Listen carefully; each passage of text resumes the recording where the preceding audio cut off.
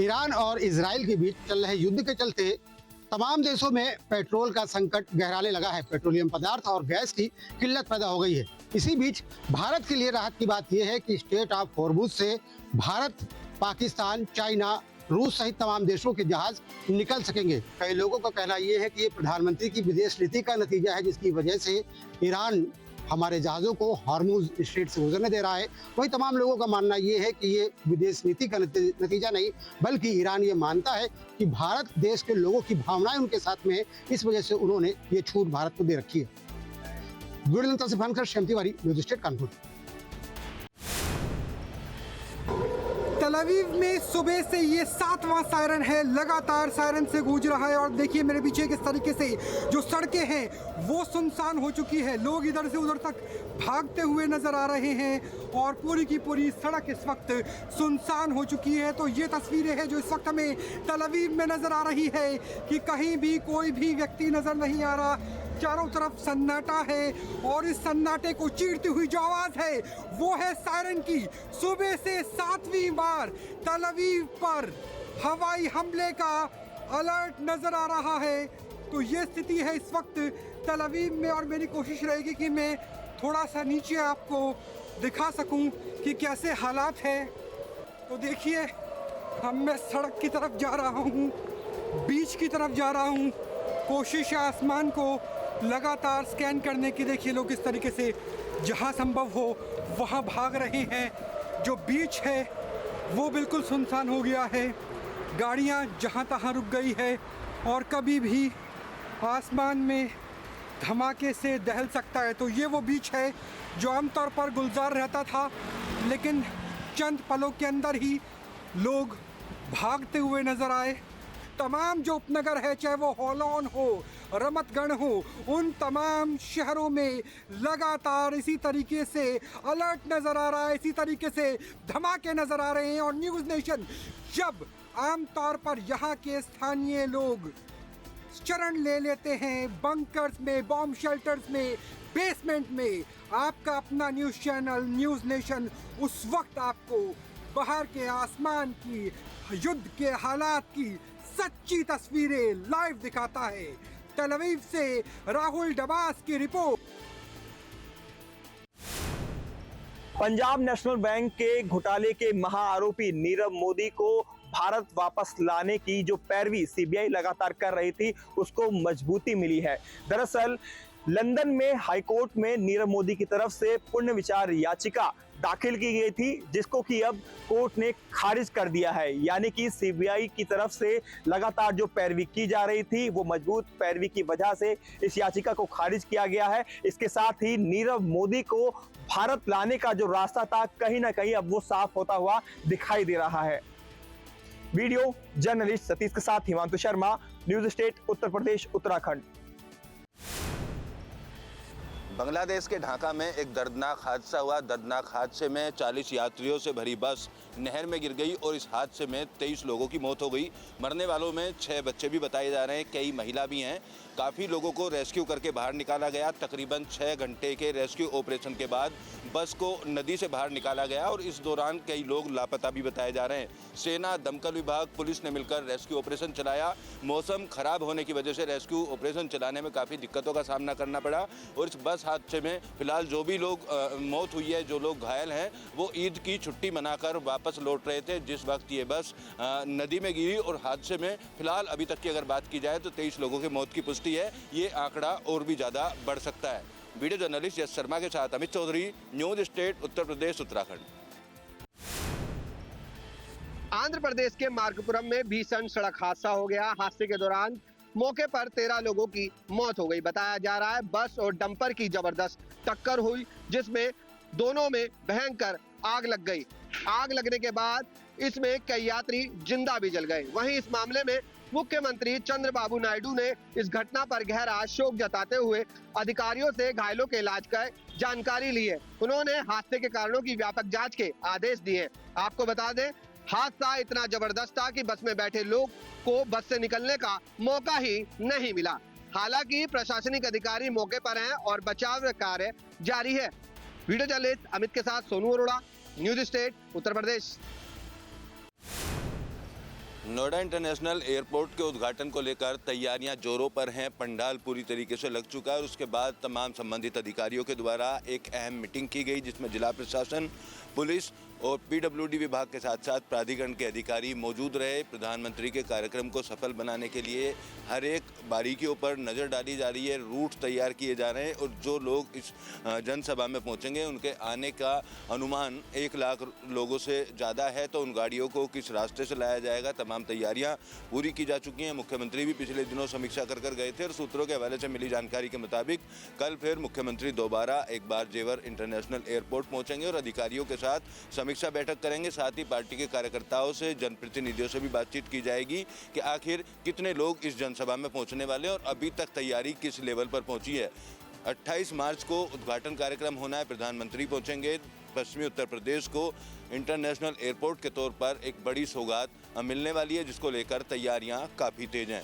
Video journalist S Sharma के साथ Amit Chaudhary, news state, greater Noida. थाना ट्रोनिका सिटी क्षेत्र के अंदर हाल ही में पति राशिद द्वारा अपनी पत्नी और उसके प्रेमी को गोली मारकर मौत के घाट उतार दिया गया था। इस पूरे मामले में ट्रोनिका सिटी पुलिस ने राशिद को गिरफ्तार भी कर लिया। आपको बता दें, राशिद ने अपनी पत्नी शबनम और उसके प्रेमी फहीम को गोली मारकर मौत के घाट उतार दिया था, जिससे इलाके में सनसनी फैल गई थी। पुलिस लगातार दबिश दे रही थी। राशिद को गिरफ्तारी के बाद उस स्थान पर ले जाया गया जहां पर उसने अवैध असला छुपाया था, लेकिन राशिद ने पुलिस टीम पर फायरिंग कर दी। इस दौरान जवाबी फायरिंग में राशिद के पैर में गोली लगी है, जिसे उपचार के लिए अस्पताल में भर्ती कराया गया है। कुल मिलाकर इस दोहरे हत्याकांड का खुलासा पुलिस द्वारा किया गया है। वीडियो जर्नलिस्ट सतीश के साथ हिमांशु शर्मा, न्यूज स्टेट, गाजियाबाद। आगरा थाना ताजगंज इलाके के सिद्धार्थ नगर में उस वक्त सनसनी फैल गई जब मंगलवार को गायब हुई बच्ची का शव घर पर किराए पर रहने वाले सुनील के कमरे से उसका शव मिला। बताया जा रहा है कि सुनील ने मासूम 8 साल की बच्ची की बड़ी बेरहमी से हत्या करके आटे के ड्रम में ठूस कर सबको रख दिया। पुलिस ने जांच पड़ताल की और जांच पड़ताल में देर रात उसके शव को किराएदार सुनील के कमरे से बरामद कर लिया।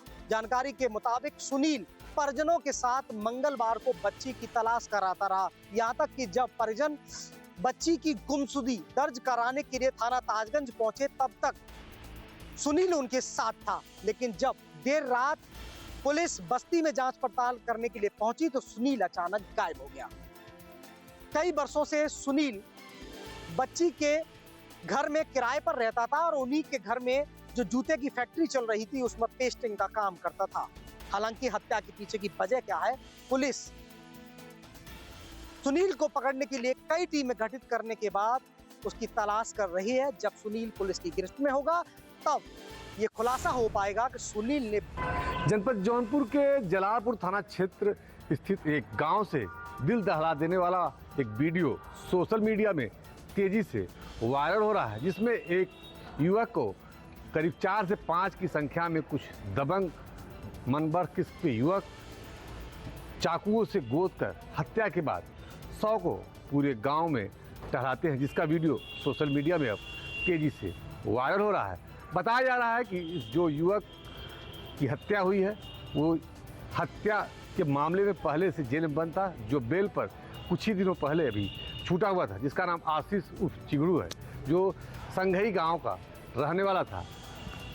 बीते दिन यानी कल वो अपने साथियों के साथ शराब के ठेके पर शराब पीने के लिए गया हो, तभी पहले से घात लगाए करीब 4 से 5 की संख्या में युवक इसको पकड़ लेते हैं और दौड़ाकर मारने का प्रयास करते हैं। इस दौरान जान बचाने के लिए आशीष उर्फ चिगड़ू गांव में एक मढ़े में जाकर छिप जाता है, लेकिन इस बात की जानकारी इन आरोपियों को लग जाती है, जिसके बाद उसको चाकू से घोंपकर निर्मम हत्या कर देते हैं। यही नहीं, इस मामले में एक वीडियो वायरल हो रहा है, जिसके बाद पुलिस महकमे में हड़कंप मच गया है। लेकिन इस घटना के बाद पुलिस ने 12 घंटे में 4 आरोपियों को गिरफ्तार किया है, जिसमें 2 आरोपी को ऑपरेशन लंगड़ा के तहत पुलिस ने लंगड़ा भी कर दिया है। लेकिन समाज में एक जिस तरह का ये वीडियो है, कहीं ना कहीं पूरे समाज को झकझोर देने वाला वीडियो है।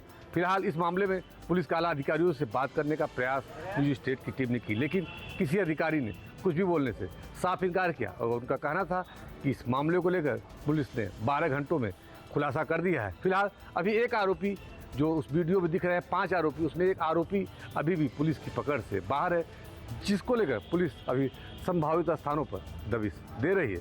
वीडियो जर्नलिस्ट सरस के साथ मैं दीपक सिंह, न्यूज स्टेट, जौनपुर। नोएडा के सेक्टर 150 में इंजीनियर युवराज मेहता की पानी में डूबने से हुई मौत के मामले में एनजीटी भी सख्त है। एनजीटी के आदेश पर प्रदूषण नियंत्रण विभाग ने उस गड्ढे में भरे हुए पानी के नमूने लिए और नमूने जांच के लिए भेजे थे। जांच के बाद आई नमूनों की रिपोर्ट अब एनजीटी में सबमिट कर दी गई है। प्रदूषण नियंत्रण विभाग के द्वारा इलाके के आसपास कई जगह के नमूने लिए गए थे, क्योंकि दावा ये किया जा रहा था कि यहाँ पर पानी बरसात का जमा हुआ है, सीवर का पानी है। तो उसी बात को स्पष्ट करने को लेकर ये नमूने लेकर फिलहाल उसका सैंपल एनजीटी में दे दिया गया है और 10 अप्रैल को इस पूरे मामले में सुनवाई होगी। इंजीनियर युवराज मेहता की मौत के मामले में हाई कोर्ट में भी एक याचिका है जो विचाराधीन है। दूसरी तरफ एनजीटी ने भी पिछली सुनवाई के दौरान कड़ा रुख इख्तियार करते हुए तमाम विभागों से जवाब तलब किया था। इस पूरे मामले में फिलहाल अब देखना होगा 10 अप्रैल में होने वाली सुनवाई में नोएडा प्राधिकरण को लेकर और यहाँ पानी भरने को लेकर किस तरीके के आदेश एनजीटी के सामने आते हैं। पूरे मामले को लेकर एसआईटी भी बनाई गई थी और जिम्मेदार अफसरों पर कार्रवाई की बात भी कही गई थी। लेकिन अब हाई कोर्ट में सुनवाई लगातार चल रही है और दूसरी तरफ एनजीटी में भी 10 अप्रैल को सुनवाई है। तो फिलहाल देखना होगा इस पूरे मामले को लेकर कोर्ट का किस तरीके का रुख सामने आता है। वीडियो जर्नलिस्ट एस शर्मा के साथ अमित चौधरी, न्यूज स्टेट, नोएडा। गोरखपुर के औद्योगिक विकास में आज एक स्वर्णिम अध्याय जुड़ गया है। मुख्यमंत्री योगी आदित्यनाथ ने गीडा के सेक्टर 7 में नवनिर्मित software technology park of India SPT का भव्य उद्घाटन कर दिया है। अब गोरखपुर के युवाओं को सॉफ्टवेयर इंजीनियरिंग और डेटा मैनेजमेंट के लिए बेंगलोर और हैदराबाद जाने की जरूरत नहीं है। ये आईटी पार्क आधुनिक सुविधाओं से लैस है। 20 करोड़ की लागत से तैयार इस कैंपस में हाई स्पीड इंटरनेट कनेक्टिविटी, आधुनिक डेटा नेटवर्क और स्टार्टअप के लिए इंट्रीब्यूशन स्पेस दिया गया है। विशेषज्ञों का मानना है कि इस केंद्र के शुरू होने से बीपीओ, आईटी और आईटीएस सेक्टर की दिग्गज कंपनियां गोरखपुर का रुख करेंगी। इससे न केवल स्थानीय स्तर पर नौकरियां पैदा होगी, बल्कि गोरखपुर पूर्वांचल के डिजिटल इकोनॉमी का केंद्र बना रहेगा। इस सौगात से आज कहीं ना कहीं गोरखपुर वासियों को खुशी मिली है।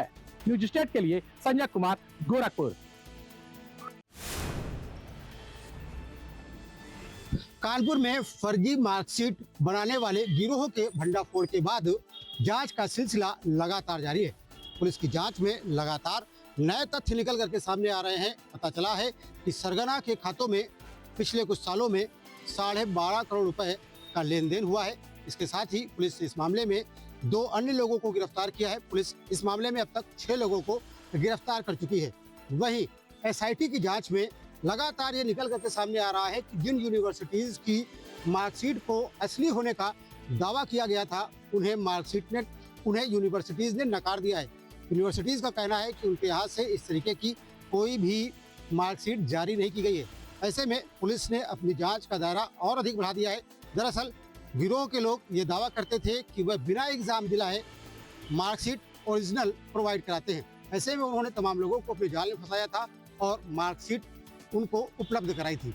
पुलिस अब उन लोगों को भी जांच में शामिल कर रही है जिनको ये मार्कशीट उपलब्ध कराई गई थी। वहीं दूसरी तरफ यूनिवर्सिटीज की भूमिका क्या थी, क्योंकि यूनिवर्सिटीज ने पहले सिरे पर तो इसे नकार दिया है कि ये मार्कशीट उनके यहाँ से जारी हुई थी, लेकिन पुलिस फिर भी इस मामले में जांच कर रही है कि क्या वाकई में यूनिवर्सिटी के स्तर पर किन्हीं लोगों की संलिप्तता इस गिरोह के साथ थी, या फिर यह गिरोह फर्जी मार्कशीट छाप करके लोगों को उपलब्ध कराता था और फर्जी वेबसाइट बना करके उस वेबसाइट में उन मार्कशीट के ओरिजिनल ऑनलाइन दिखाया जाता था।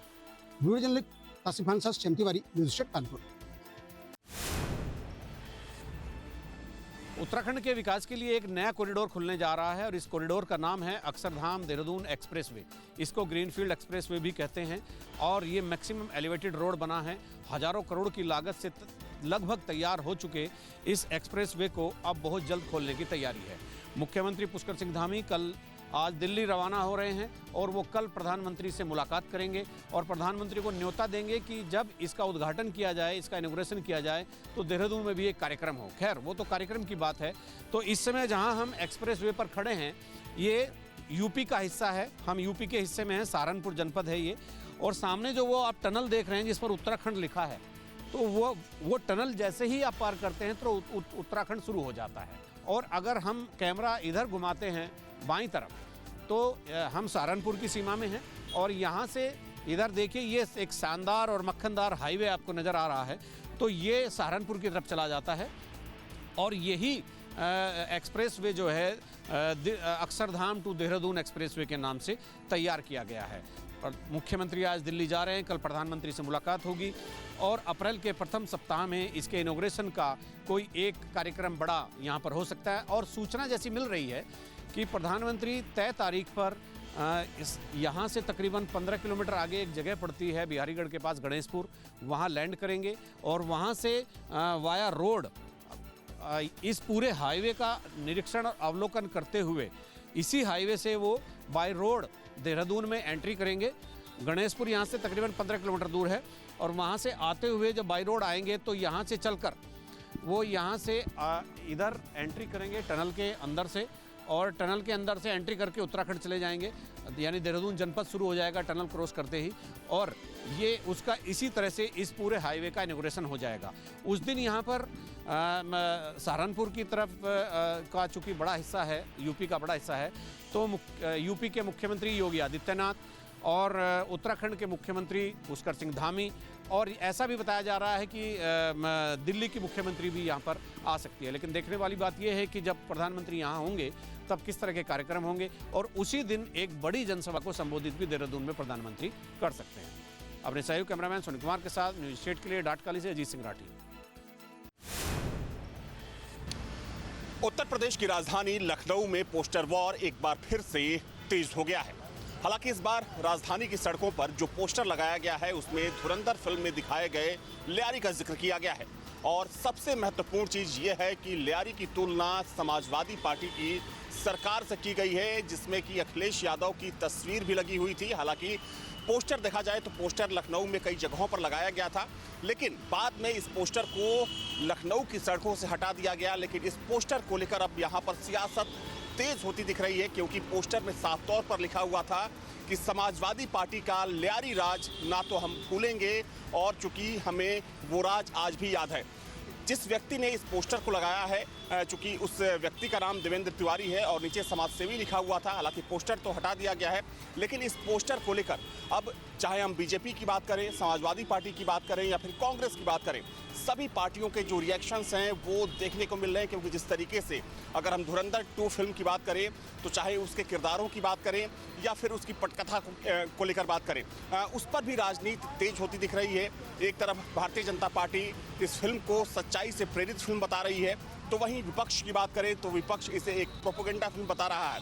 जहां तक लियारी का सवाल है, तो चूंकि लियारी वो जगह थी जहां से रहमान डकैत था। आपने धुरंधर 1 में देखा कि किस तरीके से रहमान डकैत का जो पूरा बोलबाला था पूरे लियारी में था। हालांकि अगर हम पार्ट 2 की बात करें तो उसमें उजैर बलोच, जो कि रहमान डकैत का संबंधी था, उसको दिखाया गया। लियारी को जिस तरीके से पोर्ट्रे किया गया है उस फिल्म में, लियारी वो जगह थी जहां पर गुंडे बदमाश रहते थे। और जिस तरीके से अब लखनऊ की सड़कों पर जो पोस्टर लगाया गया है और उसमें जो तुलना की गई है लियारी से, जाहिर सी बात है कि जिस व्यक्ति ने इस पोस्टर को लगाया है उसका ये कहना है कि चूंकि जो 12 से 17 का कार्यकाल था समाजवादी पार्टी का, वो गुंडा राज था। इसी वजह से लियारी से समाजवादी पार्टी की जो सरकार का जो कार्यकाल था उसकी तुलना की गई है। वीडियो जर्नलिस्ट सुबी खान के साथ Avinash Singh, news state Lucknow. IIT Kanpur में छात्रों की बढ़ती आत्महत्या की शिकायतों के चलते अब वहां पर विशेष इंतजाम किए जा रहे हैं। छात्रों के सुसाइड को रोकने के लिए छात्रों के हॉस्टल में तमाम नए इंतजाम शुरू कर दिए गए हैं, जैसे कि वहां पर लगे सीलिंग फैन पर विशेष तरह की स्प्रिंग लगाई जा रही है, जिस पर अधिक भार होने पर सीलिंग फैन अपने आप झुक जाए और विशेष तरह का अलार्म बजे, जिससे संस्थान के लोगों को कुछ जानकारी मिल जाए कि सुसाइड का प्रयास किया जा रहा है। वहीं दूसरी तरफ संस्थान में तमाम ऐसी जगहों पर जहां पर लोहे के पाइप कपड़े सुखाने के लगाए गए थे, उन्हें हटाने की प्रक्रिया शुरू कर दी गई है। इसके साथ ही साथ संस्थान में जो काउंसलिंग की व्यवस्था है उसे और अधिक प्रगाढ़ करने की शुरुआत की गई है। काउंसलर्स की संख्या बढ़ाई गई है। इसके साथ ही साथ प्राइवेट संस्था की भी मदद काउंसलिंग के लिए ली जा रही है। दरअसल पिछले 2 सालों में कई छात्रों ने सुसाइड कर लिया, जिसके बाद आईआईटी की व्यवस्थाओं पर सवाल उठ रहे थे। अब आईआईटी में सुसाइड को रोकने के लिए तमाम नए प्रयास शुरू किए गए हैं। देखना यह होगा कि आने वाले वक्त में इन प्रयासों का क्या फर्क दिखाई पड़ता है, क्या इनका वाकई में कोई असर होता है या आईआईटी में होने वाली आत्महत्याएं बदस्तूर जारी रहेंगी। Tiwari, news state Kanpur. प्रदेश में गैस की किल्लत को लेकर के उत्तर प्रदेश के मुख्यमंत्री योगी आदित्यनाथ ने साफ तौर पर कहा कि अफवाह फैलाने का प्रयास किया जा रहा है। लोग किसी भी तरीके से परेशान ना हो, लोगों के घरों तक गैस के सिलेंडर पहुंचेंगे। इन तमाम चीज़ों के बीच में विपक्ष की तरफ से समाजवादी पार्टी के राष्ट्रीय अध्यक्ष अखिलेश यादव ने भी भाजपा पर हमला बोला। उन्होंने कहा कि भारतीय जनता पार्टी ने सभी को लाइन में लगा दिया है। Video journalist Saifullah Jangdar, Shubham Pandey, news state, Lucknow. Uttar Pradesh में सरकारी शिक्षक का सपना देखने वाले तमाम अभ्यर्थियों के लिए कल से यूपी टीईटी के आवेदन की प्रक्रिया शुरू हो जाएगी। कल यानी 27 मार्च से ये नोटिफिकेशन शुरू हो जाएगा और लोग इसमें अपना आवेदन कर सकेंगे। इस बार तमाम तरह के बदलाव भी इसकी प्रक्रिया में किए गए। इसमें महत्वपूर्ण बदलाव ये है कि इस बार वो लोग फॉर्म नहीं भर पाएंगे जिन्होंने एक से अधिक शादी की है। लिहाजा इसके मद्देनज़र ये नियम प्रभावी रूप से लागू किया गया है और ऐसे लोग जिन्होंने एक से अधिक शादी की है वो इस बार ये फॉर्म नहीं भर पाएंगे। साथ ही साथ कई लाख अभ्यर्थियों के इस बार आवेदन करने की उम्मीद है, लिहाजा इसे लेकर के पूरी तैयारियां कर ली गई। Video journalist Saifullah Jangdar, Shubham Pandey, news state, Lucknow. मुख्यमंत्री योगी आदित्यनाथ गोरखपुर के 3 दिवसीय दौरे पे हैं। आज प्रातः सीएम योगी ने गोरखनाथ मंदिर में जनता दरबार लगाया। दूर दराज से आज सीएम योगी के जनता दरबार में लोग पहुंचे। वहीं कई ऐसे पीड़ित थे जिसको सीएम योगी आदित्यनाथ ने कहा है कि आपको घबराने की जरूरत नहीं है, आपकी जो दिक्कत है उसको हम दूर करने के लिए खड़े हैं। वहीं जमीनी विवाद को लेकर कुछ लोग आए थे, उनको सीधे अधिकारियों से कहा गया कि अगर इनके जो लोग हैं इनकी जांच कराई जाए और जांच के बाद जो भी दोषी पाया जा रहा है उनके खिलाफ कार्रवाई करे। नवरात्र का दिन है, फिर भी सीएम योगी आदित्यनाथ ने सैकड़ों की संख्या में लोग जो दरबार में आए थे उनकी फरियाद सुनी और उनके फरियादियों की निस्तारण के लिए संबंधित अधिकारियों को निर्देशित किया और अधिकारियों को चेतावनी दिया है कि अगर कोई भी पीड़ित यहाँ पर आता है तो उसकी बातों को सुना जाए और उसके निराकरण के लिए जल्द से जल्द कदम उठाया जाए। न्यूज़ स्टेट के लिए संजय कुमार, गोरखपुर। खाड़ी देशों में चल रहे युद्ध को देखते हुए कहीं ना कहीं देश में पेट्रोकेमिकल के लिए लोग पैनिक होते हुए दिखाई दे रहे हैं। प्रदेश में कई जनपदों में पेट्रोल पंप और गैस एजेंसी के बाहर लंबी कतारें देखने को मिल रही हैं। ऐसे में अमेठी की क्या स्थिति है, इसका जायजा लेने के लिए हम अमेठी कस्बे की सबसे ज्यादा चलने वाली एक पेट्रोल पंप पर मौजूद हैं। यह दुर्गापुर रोड पर स्थित है। आप देख सकते हैं कि यहाँ पर भी जो है हालात जो है वो सामान्य है, कोई पैनिक जैसी स्थिति नहीं है। लोग आराम से आ रहे हैं, पेट्रोल भरा रहे हैं और पर्याप्त मात्रा में पेट्रोल जो है वह उपलब्ध है। अमेठी में हालात सामान्य है, कुछ लोग जो है पैनिक हो रहे हैं अफवाहों पर। यहाँ के जिला अधिकारी ने भी अपील की है कि अफवाहों पर ध्यान न दें। साथ ही साथ जो उत्तर प्रदेश सरकार है उसके द्वारा भी लगातार बताया जा रहा है कि पर्याप्त मात्रा में प्रदेश में जो पेट्रोकेमिकल हैं वो मौजूद हैं। और यहाँ पर आप देख सकते हैं कि किस तरीके से पीछे जो पेट्रोल का टैंकर है वह भी आया हुआ है, पेट्रोल उतर रहा है। तो कहीं ना कहीं लोगों से न्यूज़ स्टेट भी अपील करेगा कि पैनिक ना हो, अफवाहों पर ध्यान ना दें और सामान्य तरीके से ही पेट्रोल पंप पर लाइनें भी देखी जा रही हैं और सामान्य तरीके से ही लोग यहाँ पर पेट्रोल ले रहे हैं। Dilip Yadav, news state, Amethi.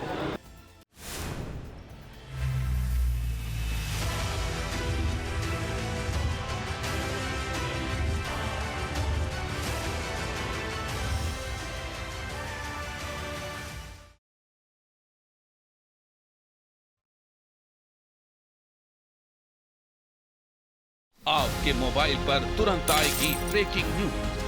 Screen पर सबसे पहले दिखेगी बड़ी खबर, देश दुनिया की हर खबर एक जगह। अब आपके मोबाइल पर तुरंत फटाफट इंस्टॉल कीजिए न्यूज नेशन ऐप और रखिए खुद को अपडेट।